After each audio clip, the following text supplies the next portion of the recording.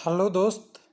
Railway action plan 2020 या strategy कह सकते हैं। और कम खर्चा अधिक कमाई कैसे हो या अधिक बचत कैसे हो, इसके बारे में है। और साथ में कुछ लोगों का ये भी कमेंट आया है कि हमारा नौकरी पे क्या असर पड़ेगा, ये भी बता दीजिएगा।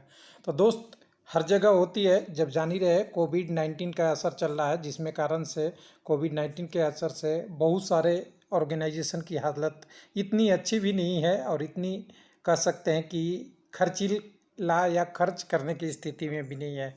उसी के असर के लिए प्लान है ये, और इसमें टोटल डिटेल दिया गया है। लेकिन जनरली आप जानिए कि इसमें वो कॉस्ट कम करने की बात की गई है, उन चीज़ों को वेतन में कम करने के लिए की गई है जो बिल्कुल डायरेक्ट आपकी बेसिक से रिलेटेड नहीं होती है।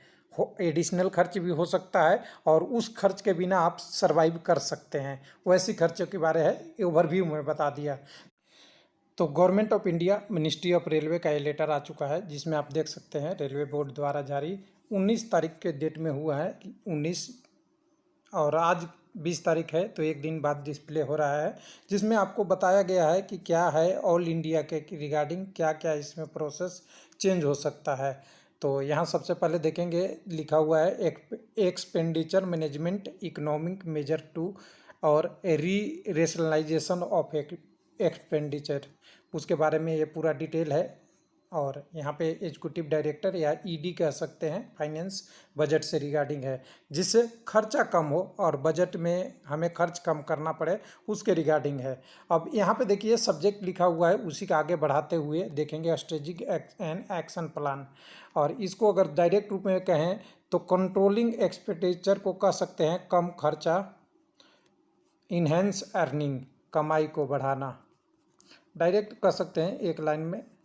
उसके रिगार्डिंग इन्होंने बहुत सारे पॉइंट रखा है। उस पॉइंट को अगर देखेंगे तो एक एक करके पॉइंट आप देख सकते हैं कि इनकी पॉइंट क्या रखा हुआ है। सारा पॉइंट बाय पॉइंट एक एक करके नीचे लाया है, जो यहाँ से शुरू होता है।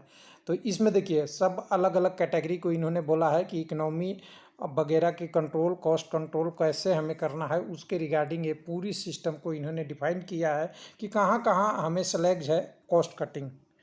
स्टाफ कॉस्ट, दूसरे में आप देखेंगे तो स्टोर का कॉस्ट, जहाँ से मटेरियल रेलवे की आती है, सारा परचेज डिपार्टमेंट होता है। कॉन्ट्रैक्ट ऐसा है जिसमें आपका एएमसी और सीएमसी एनुअल मेंटेनेंस कॉन्ट्रैक्ट्स और अलग अलग तरह टाइप के कॉन्ट्रैक्ट के द्वारा किसी थर्ड पार्टी से काम कराया जाता है, उसके बारे में है। चौथा आपका फ्यूल और एनर्जी, बिजली पे खपत ज़्यादा होती है उसको भी कम कर सकते हैं, डीजल कंजप्शन कहीं ज़्यादा है उसको भी कर सकते हैं। और भी इससे रिलेटेड नॉन ट्रैक्शन एनर्जी है, स्टेशन पे रातों में लाइट जलती रहती है, या और ऐसे सिस्टम है जहाँ पे रातों में बिना ज़रूरत के एसी चलती रहती है, वो सब चीज़ों को कम करने के लिए बोला गया है।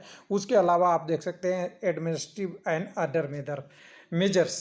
तो यहाँ पे बहुत सारी चीज़ें को इन्होंने करके दिया है, लेकिन लोगों को ज़्यादा इंटरेस्ट तो यहाँ होता है कि मेरा वेतन और मेरी नौकरी क्या हो गई, सही कह रहा हूँ या गलत। तो चलिए उसी पहले टॉपिक को डिस्कस कर लेते हैं, इसमें क्या क्या दिया है। तो सब लोग आप लोग इतना जानते ही हैं कि ज़्यादा इससे आपको अंतर पड़ता, जब भी आपको चेंज होता है तो सबसे पहले स्टाफ को ही अंतर पड़ता है, क्योंकि स्टाफ ही ऑर्गेनाइजेशन में काम करता है और स्टाफ ही रेलवे की संपत्ति भी होती है, उसी को करना होता है, मेंटेन भी करना होता है। तो यहाँ देखिए स्टाफ के बारे में इन्होंने क्लियर लिखा है, कोई भी स्टाफ ऐसे हैं जिनकी इमीडिएट रिव्यू ज़रूरी है, जिनकी कारण से मिनिमम एक्सप्लोरेड हो रहा है, तो ये सारी चीज़ों को मिनिमाइज करना है, ये भी खर्च कम करने का कारण है। तो सिंपल से कहें कि इसमें भी आपका कॉस्ट कटिंग का ही एक तरीका है। दूसरा कह रहा है freeze new post creation except safety related post, अभी हमें फ्रीज करना है, फिलहाल टाइम में नया पोस्ट नहीं लाना है। ध्यान दीजिए, डायरेक्ट कह दे नया पोस्ट नहीं लाना, तो इससे क्या पड़ेगा, नौकरी पे असर पड़ेगा ही, जो जॉब क्रिएशन होगा वो क्या हो जाएगा, कम हो जाएगा। सिंपल सी बात है।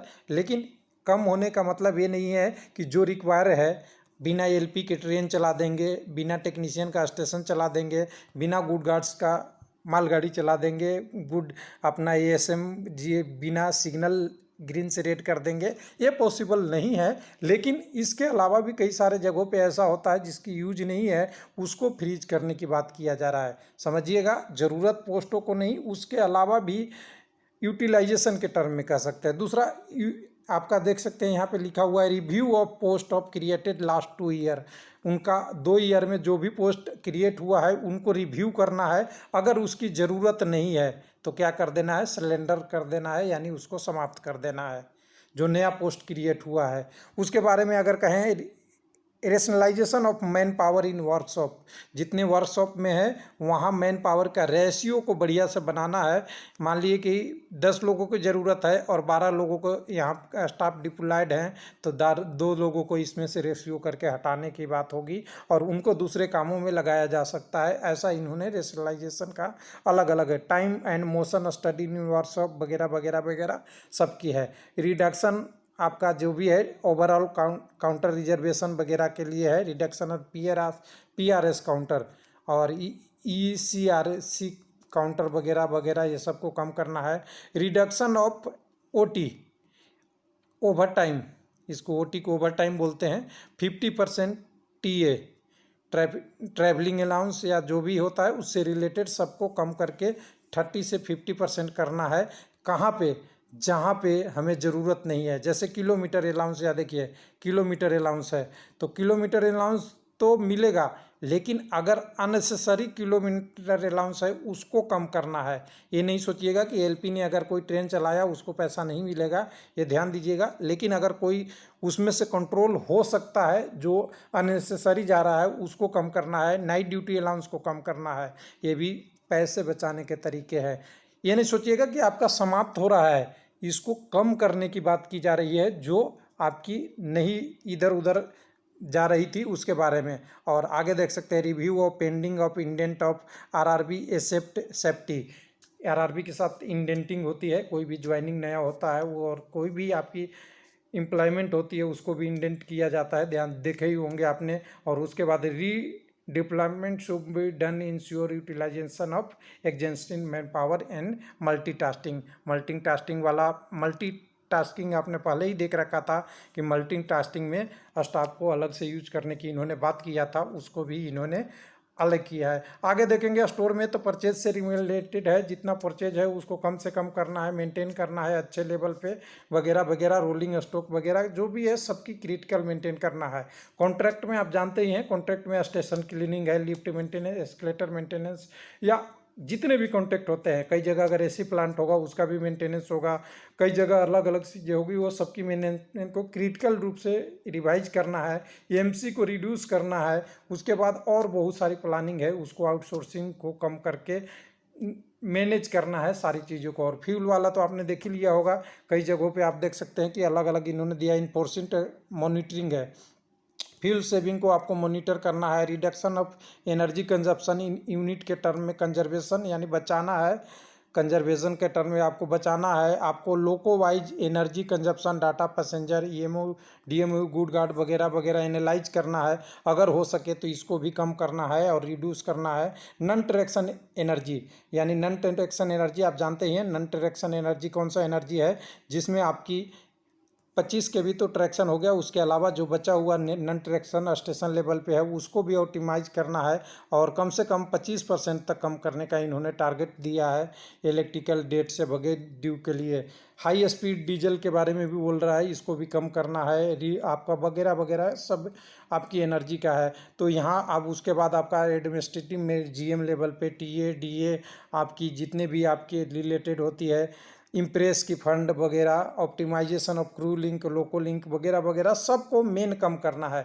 तो एक लाइन में आपको कह दें कि इसका पूरा मकसद क्या है, तो आप एक लाइन में ही हेडिंग में आपने देख लिया था, खर्च कम और इनकम ज़्यादा करने का तरीका है। क्योंकि अभी जो समय चल रहा है उसमें कई सारे ऑर्गेनाइजेशन को सर्वाइव करने के लिए पैसा चाहिए, और पैसा तो पहले से अगर कम आ रही है और खर्च अगर ज़्यादा हुआ तो और ये प्रॉब्लम बढ़ सकती है। तो कह सकते हैं कि नौकरी कम कितना हो सकता है, डायरेक्ट अगर कहें तो बहुत कम असर पड़ेगा। इसके लिए आप निश्चिंत रहिए, इससे बहुत ज़्यादा नौकरी पे अंतर नहीं पड़ेगा। उन पोस्टों पे अंतर पड़ेगा जहां जिसकी ज़रूरत नहीं थी। और मल्टीटास्किंग वाला आपने देख ही लिया था कि मल्टीटास्किंग अगर कर दिया तो एक आदमी से एक से ज़्यादा काम एक टाइम में नहीं, एक टाइम में एक ही काम करना है, लेकिन अगर एक दिन एक काम में करना है तो अगले दिन दूसरे काम में भी लगाया जा सकता है, जिसका टास्किंग का अलग वीडियो बन चुका है। तो उसमें यूटिलाइज किया जा सकता है। मान लीजिए किसी स्टेशन पे एक आदमी को एक दिन काम है और 29 दिन नहीं है, तो दूसरे को उसी में यूटिलाइज करके ऐसे ऐसे दूसरे कामों को यूटिलाइज किया जा सकता है। यानी जैसे ऑपरेशन डिपार्टमेंट में अगर कह दें एक दिन काउंटर खोलना है, 1 घंटे काउंटर खोलना है, और बाकी दिन अगर दूसरे कामों में यूटिलाइज किया जा सकता है, तो ऐसा ऐसा प्रोसेस हो सकता है। और वेतन पे तो कमी होगी ही जब आपकी एक्स्ट्रा इनकम, वेतन ध्यान दीजिएगा, वेतन में कौन सा इनकम कम होगा, जो आउटी मतलब other side on basic DA, running announce, ये सब। डीए तो ऑलरेडी कम हो चुका है, सबको पता ही है कि डीए को फ्रीजिंग कर दिया गया था पहले ही, जो अब 1.5 सालों तक यानी 18 महीनों तक ये डीए नहीं बढ़ेगा आपका। बाकी और खर्चे जो है एडिशनल मिलते थे, हो सकता है बाद में एलटीसी वगैरह भी आपको कम कर दिया जाए, और जो पासे मिलती थी वो भी थोड़ा कम कर दिया जाए। ये सब चीज़ें हो सकता है रेशनलाइजेशन लिया जाए। तो कह दें कुल मिला के खर्चा कम करने का एक तरीका है, और रेलवे को सर्वाइव यानी अच्छा इफेक्टिव करने का तरीका है। और ये डीएमआरसी और भी